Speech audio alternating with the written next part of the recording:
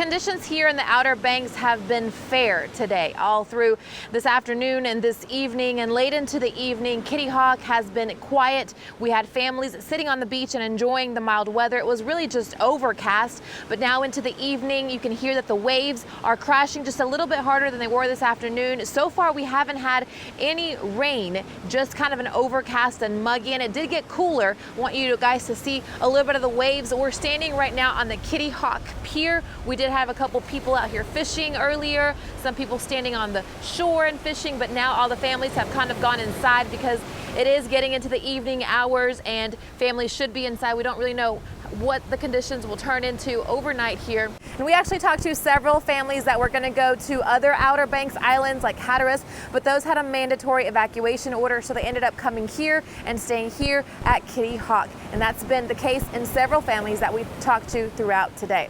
Reporting in Kitty Hawk, Vanessa Leon, Spectrum News 1.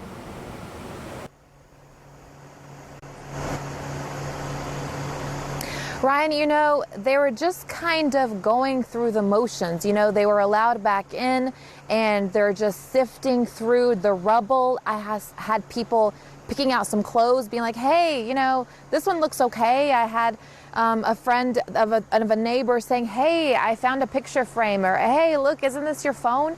I mean, just heartbreaking. It's just a pile of rubble and they're just sifting through it to see what they can salvage. So we're right outside that neighborhood because as night fell, they're actually monitoring, the sheriff's office is monitoring that area because people's belongings are still there.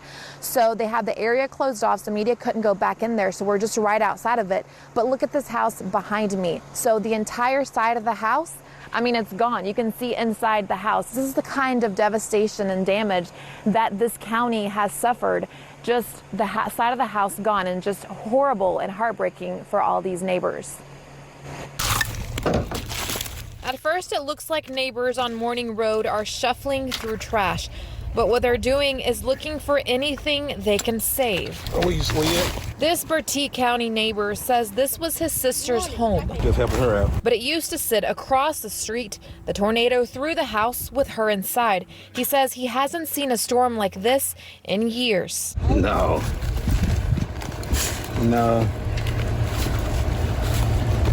The last one that hit like this was over Corrine area.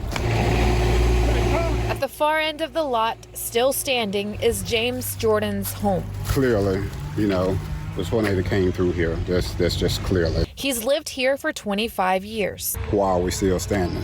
If it's not to me, not the guy, nobody else. Jordan says his phone went off at 1 a.m., a tornado warning. My wife called on the name of Jesus that we was released. The trailer was shaking, about to be lifted. We was released.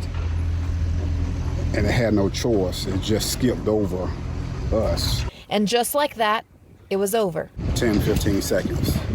That's all it was. No train sound. In pitch black, he walked out on his porch to find his neighbor's homes gone. Well, we started finding people. Some we didn't find, and we was really worried. He carried them to his porch with other neighbors helping out. They was crying out, panic, afraid, you know, you're gone. That house is gone. The tornado picked them up, and they said they was twirled around. They laying on top of a vehicle. They laying on top of house pieces. They laying on top of air conditioning units, and you know, they're alive to walk away from that. You know, that's incredible. Wednesday, Governor Roy Cooper stopped in, hearing victims' stories. I just wanted to come tell you how sorry I am. This is awful. Volunteers helping to find pets. He was underneath the trailers. Despite the heartbreaking sight, these families say they're grateful. Our home was remained for a shelter in the time of storm to help people.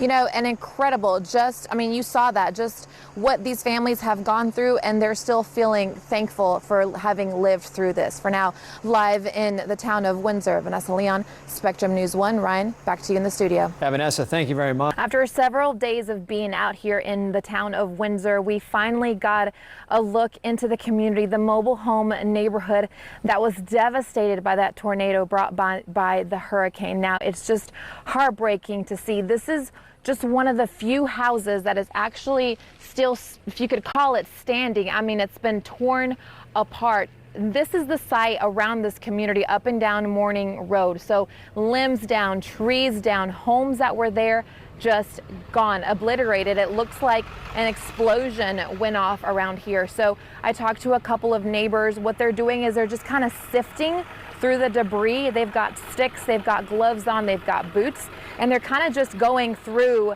the piles of where their homes stood. I talked to one neighbor, you know, her pile is on the left side of the road, and I said, ma'am, is this where your house was? And she said, no, my house is on the other side of the road. Her house was blown to the other side of the road. She sat through that tornado in the morning and miraculously, you know, survived, was barely hurt, no major injuries.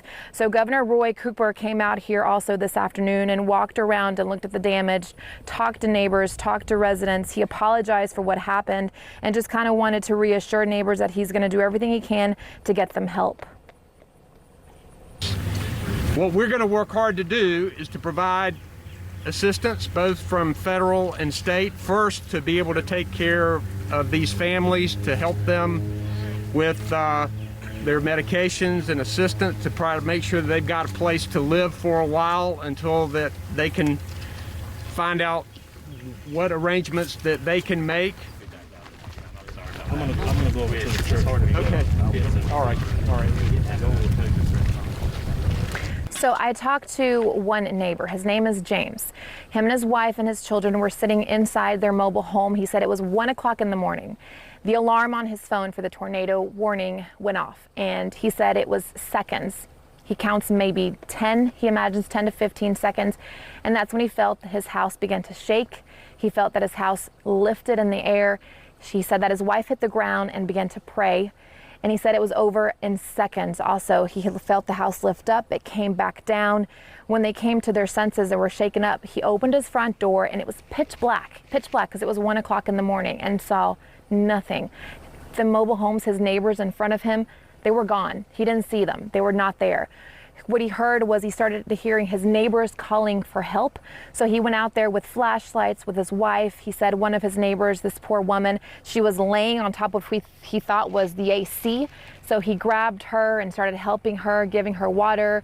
He heard other neighbors calling for help. And because his house was one of the few that wasn't gone and obliterated and destroyed, they started pulling neighbors from his front yard and putting them on the deck, helping them cover up some, you know, injuries that they had, bringing them water. They called 911. This is what's so heartbreaking to hear. They called 911. An emergency crew said, you know, we're sorry, we're going to get there as soon as we can. But unfortunately, because of what happened, the road here to Morning Drive was blocked off by debris, trees, huge chunks of trees were laying across. The emergency crew said, I'm sorry, we're going to get there as soon as we can, but it's hard to get there with ambulances because the road's blocked off. He said that some emergency crews came walking to finally help them. He felt like he said it felt like hours, but just that's how hard it is. You know, you see this destruction in your neighbors and you call 911, they're doing the best they can. So just heartbreaking to see. Hopefully we can get, you know, these neighbors some help and see what we can, and we will continue talking to them and bringing you the latest out here in Bertie County. Reporting in Windsor, Vanessa Leon, Spectrum News.